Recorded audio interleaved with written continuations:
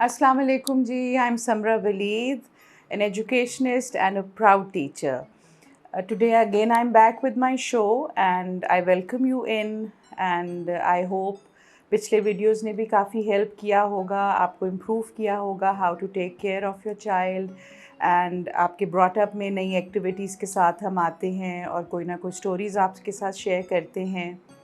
आज का हमारा जो टॉपिक है again this is another activity based concept which I am going to discuss, जिसमें कि बच्चा अगेन हैंड्स ऑन एक्सपीरियंस कर रहा है और साथ साथ उसकी vocabulary and spoken English improve हो रही है और इसके साथ साथ उर्दू भी ऑब्वियसली अगर आप बोथ लैंग्वेजेस में भी बच्चे के साथ कन्वर्स करें या bilingually, it is going to help your child.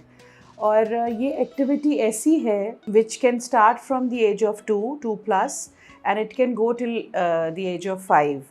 अगर आपके बच्चे 2 साल से लेके 5 साल तक की एज में फॉल करते हैं तो आपके लिए बहुत बेनिफिशियल एक्टिविटी है। और अब मैं आपको थोड़ी सी बच्चे की साइकी समझाती हूँ। जो छोटे बच्चे होते हैं उनको बड़ों वाले काम करने का बहुत शौक़ होता है। They love to do things जो बड़े कर रहे हैं, मदर कर रही हैं, फादर कर रहे हैं। उसमें कॉन्सेप्ट उनका ये होता है because brain again is working and it's empty and it wants to learn a lot. तो जहाँ जहाँ आप जा रहे हैं वो साइलेंटली इनडायरेक्टली बच्चा आपको वॉच तो कर रहा होता है फॉर श्योर, लेकिन हमें ये लग रहा होता है कि तो अपना प्ले अराउंड कर रहा है, इसको क्या पता मैं क्या कर रही हूँ क्या नहीं कर रही। लेकिन ये चीज़ बच्चे के माइंड में इनडायरेक्टली फीड इन हो रही होती है। आप क्या पका रही हैं, किस तरह बना रही हैं, क्या हो रहा है। इससे रिलेटेड मैं आपको 2 अपने एक्सपीरियंसेस भी शेयर करूंगी, रियल एक्सपीरियंसेस। अब इस चीज़ में बच्चे को इंगेज कैसे करना है आपने। ऑब्वियसली हमारे घर के जो यूटेंसिल्स हैं they are heavy, they are sharp, बच्चा हर्ट भी हो सकता है। You just need to get a plastic table, छोटे बच्चे के साइज़ का हो, और कोई भी घर में अगर आपका पुराना टेबल पड़ा है आप वो लें। किचन में एक कॉर्नर बना दें अपने बच्चे का, वेदर ही और शी इज़ अ गर्ल और अ बॉय। उसमें आपने प्लास्टिक के ही ट्राई करना है, छोटे साइज़ के जो उसके टॉयज़ हैं क्रॉकरी बेस्ड या किचन बेस्ड, वो आइटम्स आपने रखने हैं डेली बेसिस पे। अब इससे होगा क्या कि आप जब वो चीज़ें रख रहे हैं, आप फर्स्टली एक दिन अपना टेबल जो है ना सेट करें बच्चे के सामने, और मे बी अगर वो ज़्यादा छोटा है तो आपको 2-3 दिन 4 दिन खुद से वो टेबल बार बार सेट करना पड़ेगा। जो आप उसको सिखाना चाह रहे हैं ना, वोकैबलरी नेम्स, जो भी चीज़ों के आइटम्स के नाम है वो आप सिखाना चाहते हैं। अब इससे हो क्या रहा है कि अगेन बच्चा स्क्रीन टाइम नहीं कर रहा, उसका हैंड्स ऑन एक्सपीरियंस है, he is touching and feeling things. Hand and mind जो कोऑर्डिनेशन है वो बच्चे की डेवलप हो रही है। लेटर ऑन इसको आप अगर कंसिडर करें तो फाइन मोटर स्किल्स भी इम्प्रूव होंगी, बच्चे की पेंसिल ग्रिप इम्प्रूव होगी, स्पोकन स्किल्स इम्प्रूव होंगे। तो एक साथ ही बहुत सी चीज़ें इंकलकेट हो रही होंगी और साइमल्टेनियसली बच्चे की लर्निंग का जो एस्पेक्ट है ना वो बहुत ब्रॉडर हो जाता है, पर्सपेक्टिव जो है।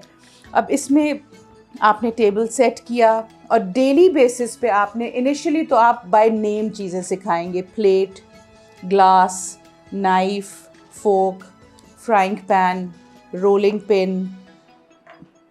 आप डिशेस इंट्रोड्यूस कर सकते हैं, दिस इज़ अ डिश और this is a pot in which we cook, this is a spoon, this is a cup, this is a jug।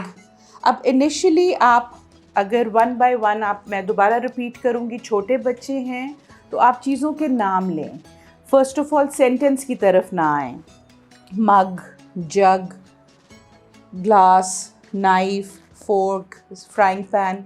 अब नेक्स्ट टाइम आफ्टर 1 वीक जब आपको पता चल गया कि बच्चा नाम आइडेंटिफाई कर रहा है, अब ये थोड़ी थोड़ी डिटेल्ड बेस्ड चीज़ें हैं। एक होता है बच्चे को चीज़ों के नाम आ जाएं, फिर एक ये कॉन्सेप्ट होता है कि बच्चा आइडेंटिफाई करे, और वो आपकी एक्टिविटी क्या होगी।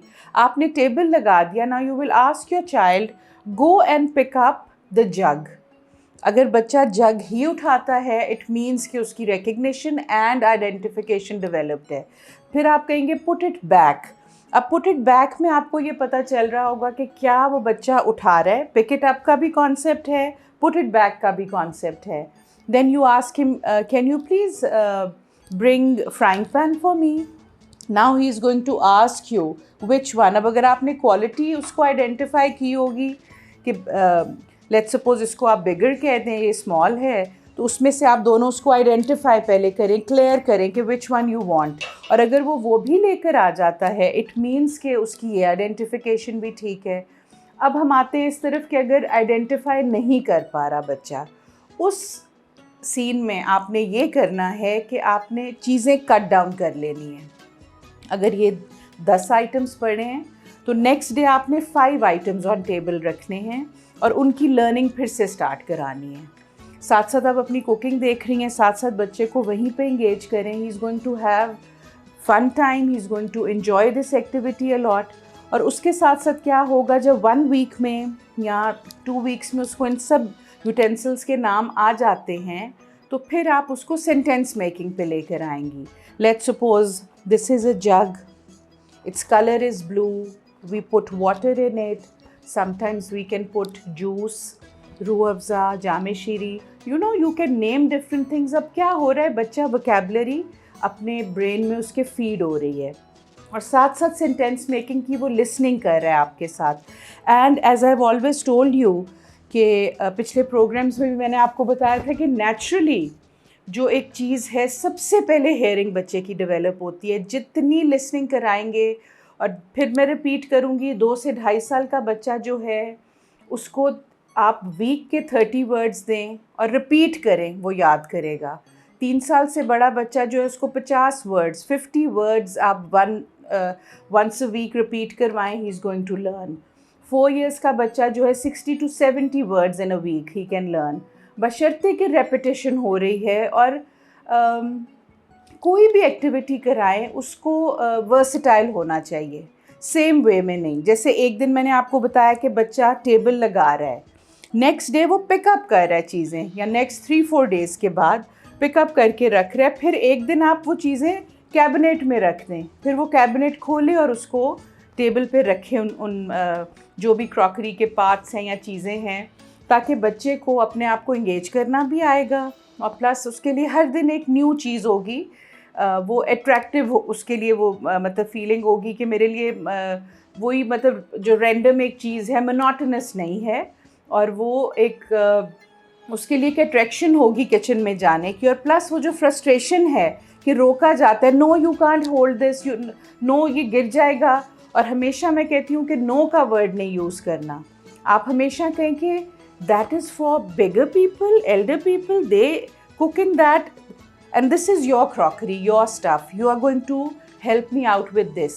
जब ये बच्चे में कॉन्सेप्ट आने लग जाता है ना कि मेरी एज के लिए ये चीज़ें हैं, वो बड़ों वाली हैं, तो वो थोड़ा सा ऑब्वियसली अल्लाह ने दिमाग दिया है, वो कॉन्सेप्ट को अंडरस्टैंड करने लग जाते हैं बच्चे।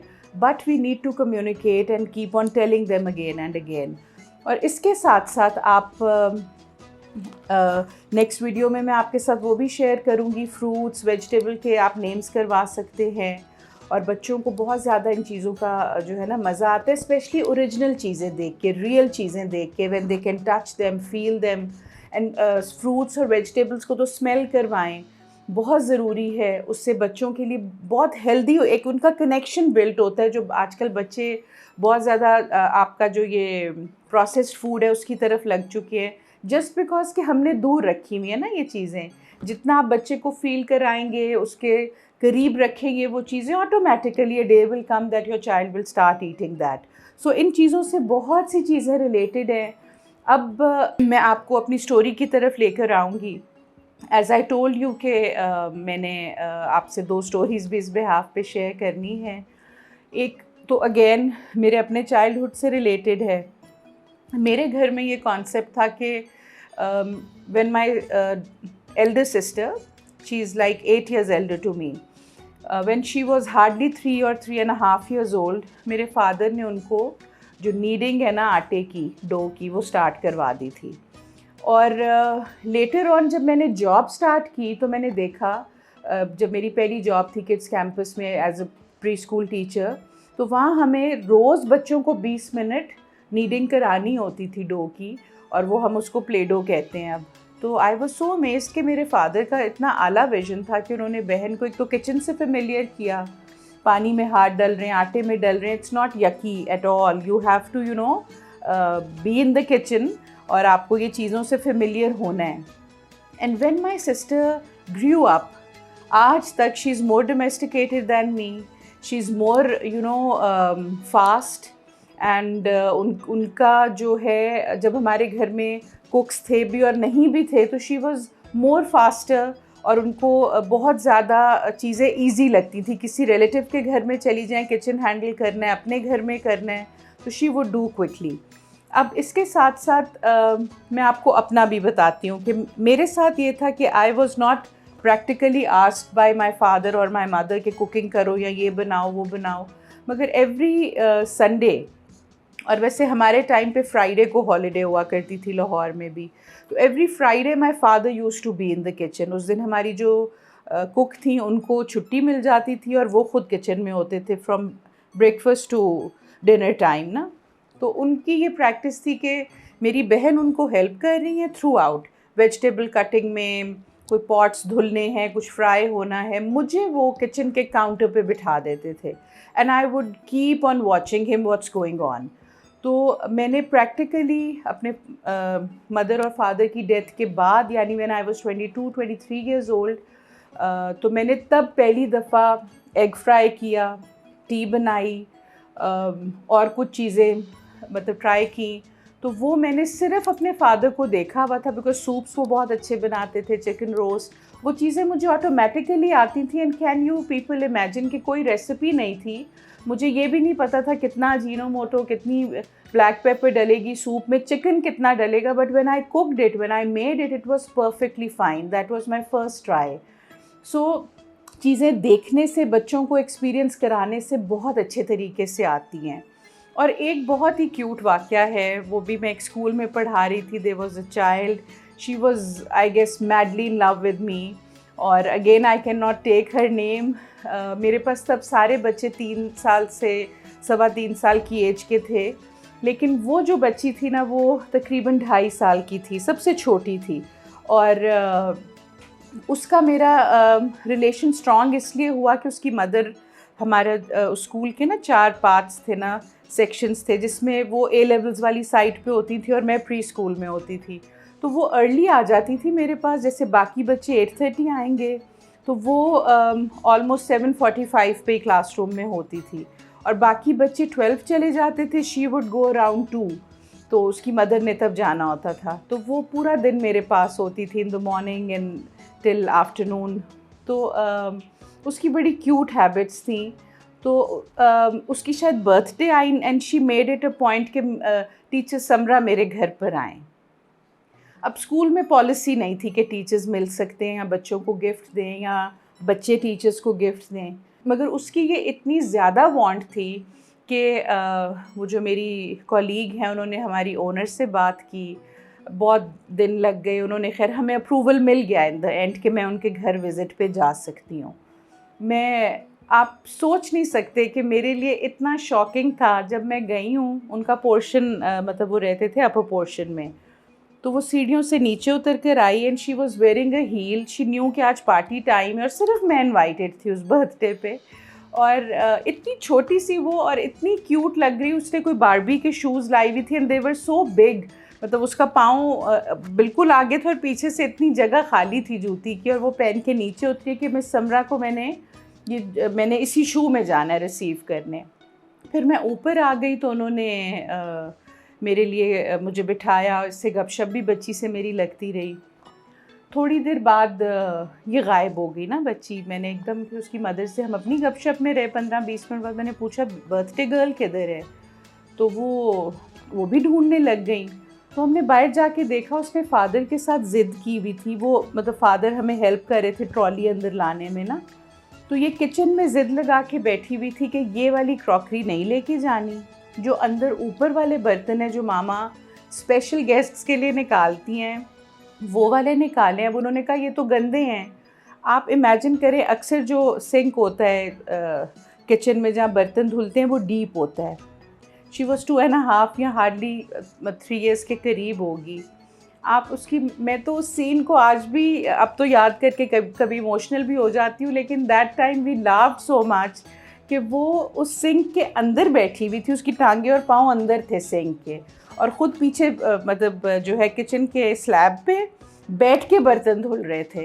एंड आई कैन नॉट मैं शायद आपको कोई फ़ोटोग्राफ भी हो तो उस तरह अपना आप एक्सप्रेस ना कर सकूं कि बच्चे ये होते हैं, मतलब दे लव टू बड़ों वाले काम करने का शौक़।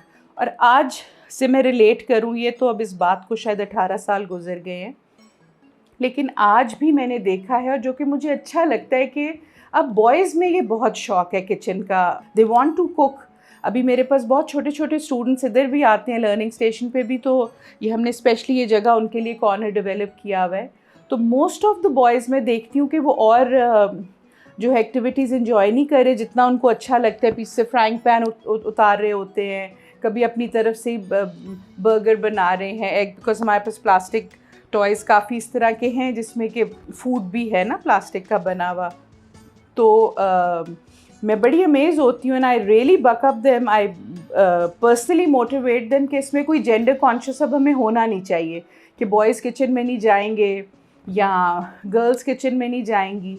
और एक फाइनली इस शो को एंड करने से पहले एक बहुत ही मैं आपको और क्यूट बात अपनी बताऊं, जो भी मैं अपनी सब टीम को भी बता रही थी, कि मेरी शादी इस शर्त पे हुई थी अपने हस्बैंड के साथ कि जी चाय वो मुझे सुबह की दिया करेंगे। तो बॉयज़ के लिए भी बहुत ज़रूरी है किचन से यूज़ टू होना और इस चीज़ से रिलेट करना। वो लहदा बात है कि मुझे मिली चाय कभी भी नहीं, 10 साल हो गए शादी को, कोई मेरे ख्याल से 4-5 दफ़ा ही ऐसा इत्तेफाक हुआ है। लेकिन आजकल भी बच्चियां बहुत और तरह हैं, तो ऐसी ऑफ़र्स और ऐसी डिमांड्स आ सकती हैं for boys also. So keep your boys and girls at the same pace, and उनको जेंडर कॉन्शियस ना करें। इक्वालिटी पे उनको जब आप रखेंगे तो बच्चे की जो परवरिश है फिर फ्रस्ट्रेटेड नहीं होती, वो आइसोलेशन नहीं मांगता। So I hope these all activities are going to help you a lot, and you are going to gain. And please share your views with us and the feedback. I'm waiting for it. Thank you.